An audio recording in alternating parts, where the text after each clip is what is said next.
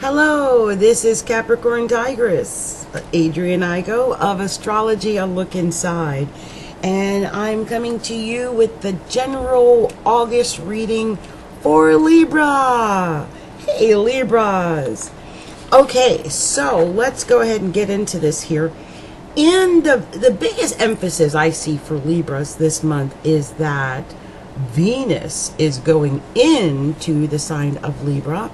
And it will be going into Libra on the 6th of August. So that is going to be wonderful. It's always good to have Venus in your first house. Now, it starts out the month in your 12th house in Virgo. And so, you know, Venus is actually a very good place to have in the 12th house. If you're going to have any planet in the 12th house, you want it to be Venus. I mean, if you're going to be in solitude and seclusion, you might as well be comfortable. Anyway, I could see where certain Venus-ruled activities could lead to your self-undoing. Now, I don't know what those Venus-ruled activities are, and I'm not saying that, you know, there's any major areas like cheating or anything like that going on, but Venus in the 12th house could lead to excess of things like, you know, the romantic or sexual nature and, you know, possible affairs and things like that. That's something to keep in mind, especially since you are a Libra. And Venus is going into your sign. So, you know, you're going to be extra attractive to the opposite sex. And you're going to be extra attractive, period, whenever Venus is in the first house, solar first house or otherwise. It makes a person more attractive.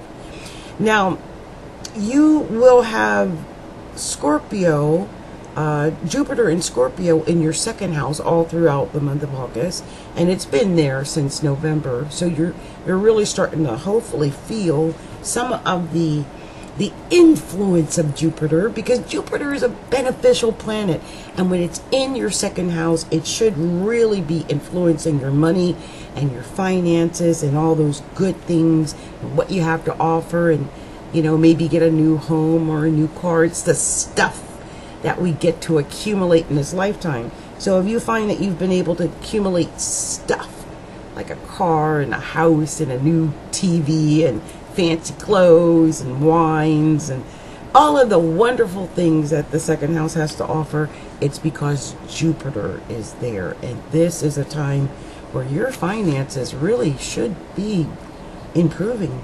I hope they are. More emphasis, I wanted to just go over what's going on here. You've got Saturn and Pluto in the 4th house. Now, Saturn has been in your 4th house ever since Saturn got back into Capricorn, and it's major to have Saturn in Capricorn. It's rare. It's only every 28 years. And so when it goes into your 4th house, it's in Capricorn. I'm not sure how that, and that's might be squaring your sun because you're a Libra.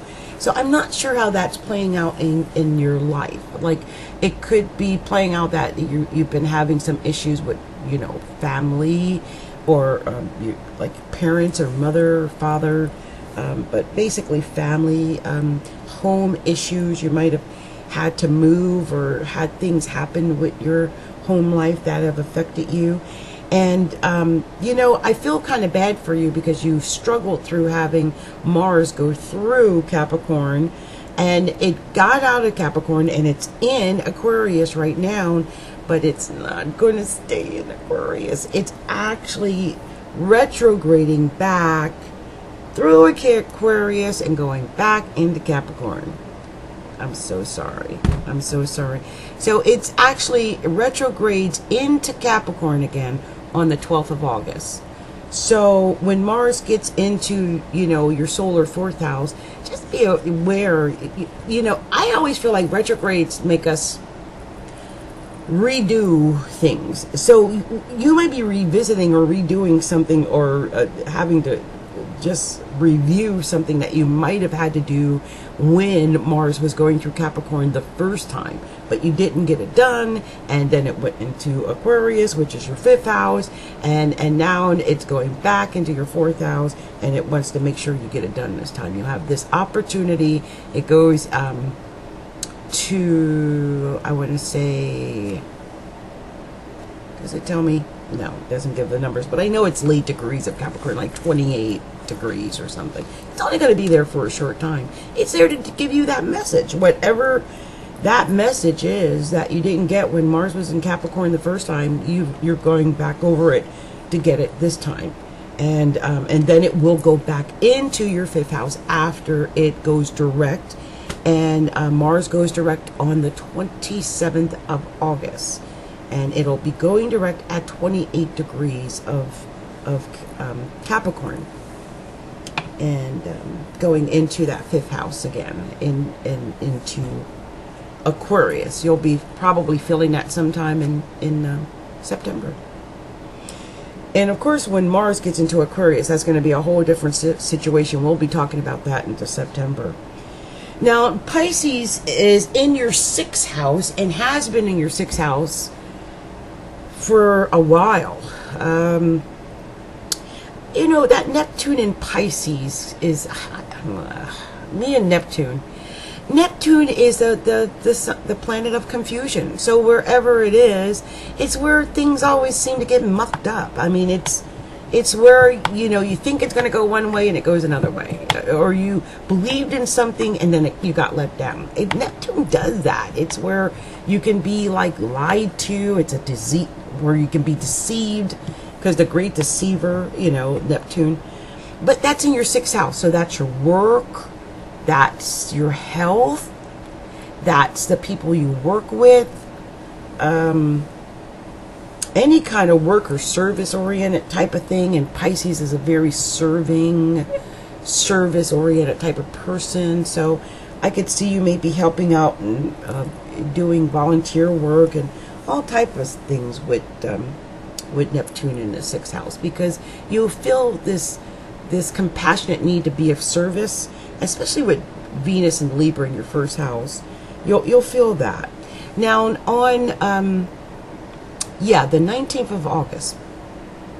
On the 19th of August, Jupiter is going to make a trine to that Neptune in your 6th house, and Jupiter is, as I mentioned, in your 2nd house of money. So maybe the things that you're doing, you know, with your work could lead to money.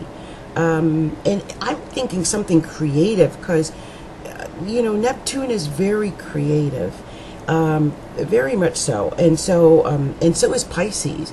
And the fact that Neptune is at home in its own sign of Pisces in your 6th house of work, I'm thinking music or something creative, or poetry, or something pretty, something creative, something inspiring and compassionate, something that gets people's emotions involved. And you also, Libra, have Cancer on the solar 10th house, you know, naturally. So that role is having like that emotional connection to the public. And so I could see you doing something creatively or musically even, and having that connection to the public. That's really indicated there. In the beginning of the month, on the 1st of August, I've been telling everyone is that, you know, the moon is going to be conjunct Chiron. Chiron is the great, or the wounded healer, and it's falling in your 7th house of partnerships. So something could happen, you know, around the 1st of the month with your partnerships. I'm not exactly sure how that'll manifest, and that will be sextile that Mars in Aquarius, in those early degrees of Aquarius. So you could be feeling that, you know, that's actually tomorrow, as I'm reading this. Good luck with that, with your 7th house. Also, Taurus has Uranus in it, and Uranus is in your solar 8th house. Now, that also is going to be retrograding out of that 8th house and going into your 7th house. And one of the things that you know, the seventh house indicates is it could be enemies or partnerships or marriage. You know, with the moon there and Chiron there on the first, and you know, that could be an argument with an open enemy. I could see that happening. But with Uranus retrograding out of the 8th and going back into the 7th, it might be a sudden enemy or a sudden argument or a sudden something, either with your husband or your partner, or with partnerships, or someone that you didn't know maybe that they were open enemies, but you will maybe feel that afterwards, because it's going to come out of the blue. It'll be sudden, like, what are you doing? And this emphasis is also because your solar 11th house is also being illuminated this month. You know, Leo is in your solar 11th house, and the 11th house rules things like friends. So, you know, I'm not saying you have a bad friend. I'm just saying that could happen. Now, not only is the sun in the 11th house, but the North Node is in the 11th house, and Mercury is in the 11th house. And Mercury is going to be retrograding, or it is retrograded. It actually retrograded on the 26th of July. But it's going to be retrograde until it goes direct again. And Mercury does go direct on the 19th of August. And it'll go direct at 11 degrees of Leo. And that's your 11th house. So once Mercury goes direct in the 11th house for you, you should do really well in like groups and organizations, and with your friends, and with the clubs you belong to, and you know, any type of organization you're in, your hopes and your dreams and your wishes, the things you really want. You know, like I say, you got Jupiter in the 2nd house. That's good. You know, go for what it is you want, and what you hope to get, and what you're dreaming of having, because this is your time to do that. Now, I'll just go over a couple of things real quick. The sun will enter Virgo on the 23rd. That'll be your 12th house. So more emphasis on, you know, that 12th house again, the hidden enemies, the things you do in private, your solitude, that type of thing. The sun will be there after the 23rd. On the 26th, the full moon is going to be in Pisces at 3 degrees and 12 seconds of Pisces on the 22nd. That, of course, is your 6th house, which I talked about that earlier, has Neptune in it. So something, again, the full moon in your 6th house, something could be happening in your work area or with your health. On the 11th, there is a new moon partial solar eclipse that happens at 18 degrees and 42 seconds of Leo. And that is happening straight up in your 11th house, which I had talked about earlier. So again, a lot of emphasis on organizations and groups and clubs, and I even would say Facebook groups, you know, things like that, like Facebook and Snapchat and Twitter and YouTube and all of those things that you're doing with groups and other people, and that is actually going to be your most elevated area this month, that 11th house. The sun and the North Node there and the Mercury there, and then on the 11th, the new moon there. Leo is a very important area of your chart this month. So keep your eye on your friends and the groups you belong to and the organizations you belong to, and you could make new friends, and you know, I would take advantage of that in the month of August.